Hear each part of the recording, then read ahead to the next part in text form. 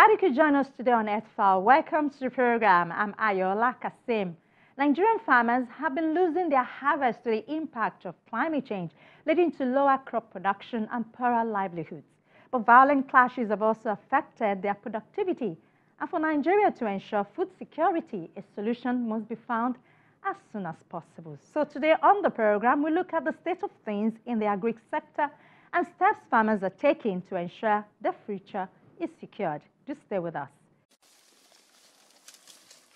Clashes between herding and farming communities in 2018 killed more people than the conflict involving the Islamist insurgent group Boko Haram.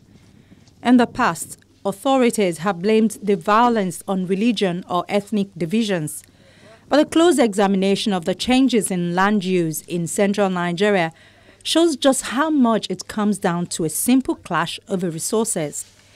And if the coming dry season in Nigeria follows the pattern of previous years, data analysts have warned that violence will soon erupt between herders in search of water for their cattle and farmers determined to protect their land.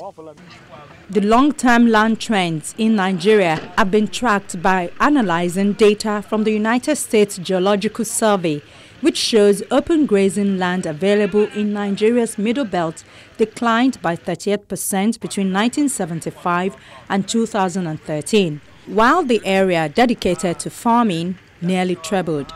That means less land for nomads who feed their cattle, supporting the view of local people that the conflict is based on the availability of land rather than ethnic or religious differences.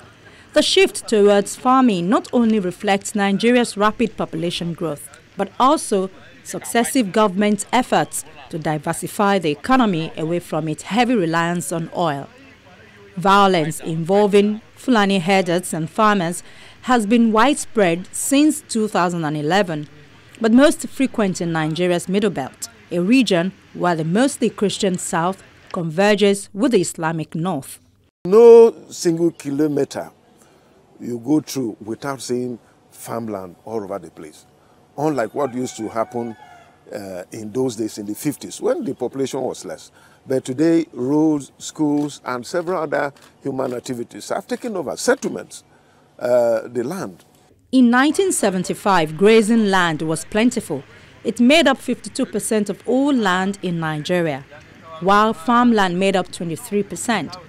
In the Middle Belt, grazing land was even more plentiful. 61% was grazing land, while farmland accounted for 14%. The central states make up about one-third of Nigeria's land area, but the Middle Belt is not strictly defined. Add another 50 kilometers around the borders of these states, and the Middle Belt accounts for almost two-thirds of the nationwide switch from grazing land to farmland. Many of the farmers are Christian, and the herders are mainly Muslim, but locals see the land issue as paramount. The violence between herders and farmers has forced thousands to flee their homes, and huge camps have sprung up in Benue and Plateau states.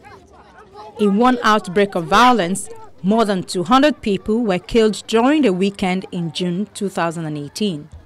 Gunshots from nowhere. This woman is a displaced person at a camp in Jos, and she has lost 5 relatives due to the violence.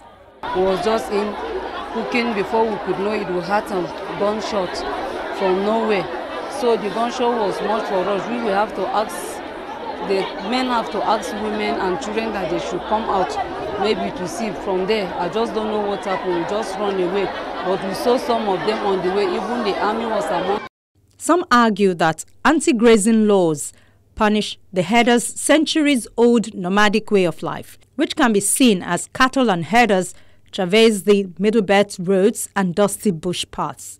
The herders are usually young men and boys, some as young as 9. Herders travel by foot with their animals, usually cows.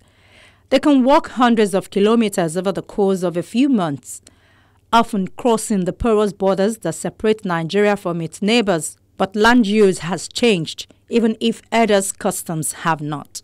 Do more, we can do differently. It always is a challenge to bring exactly the support that people need at that very moment.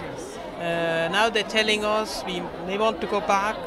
we need to resettle, we need to restart life. It's another kind of support that when you arrive newly in an IDP camp. So we try to adapt the best we can to the needs of the people at the given moment in their displacement. The Boko Haram insurgency in the northeast has helped to push herders into central Nigeria, analysts believe.